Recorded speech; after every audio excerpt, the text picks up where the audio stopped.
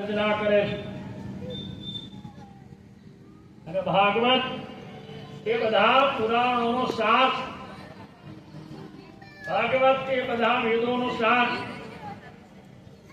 ભાગવત બધા ઉપનિષદોનો સાર, ભાગવત એ સમસ્ત ધર્મ ગ્રંથોનો સાર.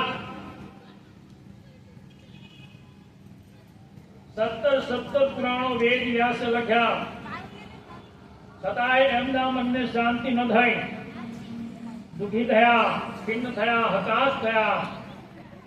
એને નારદજીએ માર્ગદર્શન આપ્યું કે તમે કૃષ્ણ કથા લખી નથી, વર્ણવી નથી, કૃષ્ણ લીલાનું વર્ણન કર્યું નથી, માટે તમને સંતોષ છે.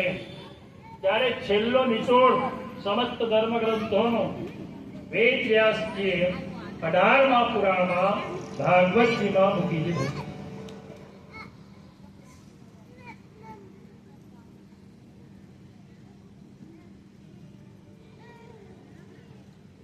સેવનાથ, શ્રવણાથ, પાઠાથ, દર્શનાથ પાપનાશિની.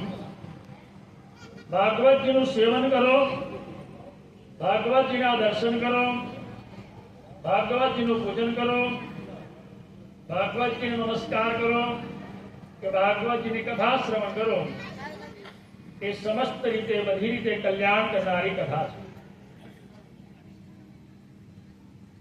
અને કલિકાળમાં હવે કથા જ બાકી રહી ગઈ છે. કલિકાળમાં પરમાત્માનું નામ અને પરમાત્માની કથા આ બે જ કલ્યાણ કરનારી છે. કારણ કે સત્યુગની અંદર 1 લાખ વર્ષ માણસ જીવતો હતો. ત્રેતા યુગમાં 10 હજાર વર્ષ સુધી માણસ જીવતો હતો.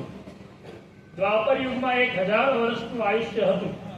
અને કળિયુગમાં માણસ 100 વર્ષ જીવે છે.